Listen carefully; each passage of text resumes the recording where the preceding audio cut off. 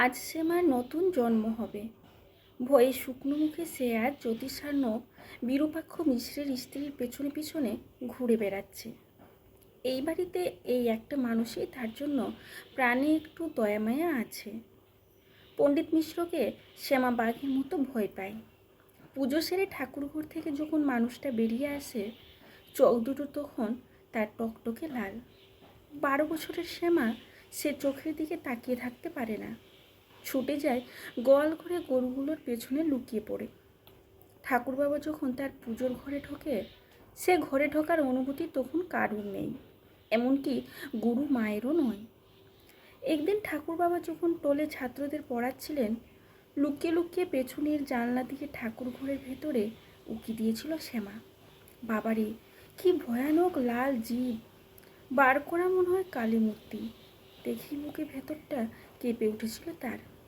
শ্যামারা ছুতোর। তার বাবা রমাপদর একটি ছোট্ট দোকান ছিল। গ্রামে কারুর দরজা জানালা মেরামত করার থাকলে সেই করে দিত। ছোট ছোট টুল চেয়ার সে তার দোকানে নিজেই তৈরি করে নিত। 3 জনের সংসার কোনো ক্রমে চলে যেত তাদের। বাতাসি শ্যামার মায়ের কোনো আবদার অনুযোগ ছিল না, কিন্তু নার্ভের রোগে শ্যামপদর ডানখানা হাত ধীরে ধীরে শুকিয়ে যেতে লাগলো। বাতাসি পড়লেও মহা দুশ্চিন্তায়। কাজ তো বন্ধ, এখন এই 3টে মুখের ভাত জোগায় কিভাবে?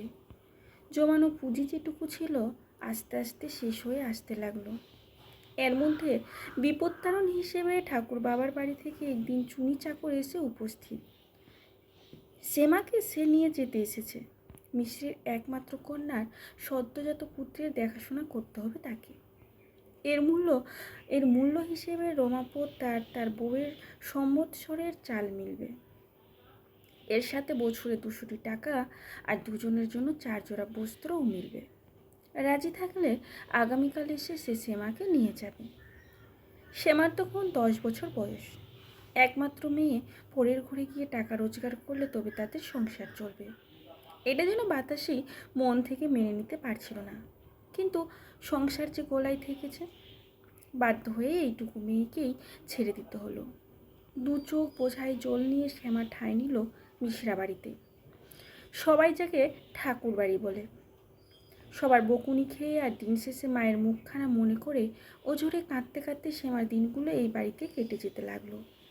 এই বাড়ির অন্য সবাই বেশ ভালো হলেও বিরূপাক্ষকে দেখে কেমন যেন ভয় করতো শ্যামার। লোকটার চাউনি কেমন যেন চোখ দিয়ে গিলে খেতে চায়। সারাদিন ওই অন্ধকার ঠাকুর ঘরে বসে কী সব মন্ত্র আওড়ায়। বাড়ির সবাই তখন ওই রক্তাম্বর পোড়া লোকটাকে এড়িয়ে চলে। কর্তামা কী বোঝেন কে জানে, শ্যামাকে সবসময় ওই লোকটার থেকে আড়াল করতে চান। এভাবেই কেটে গেল বছর 2।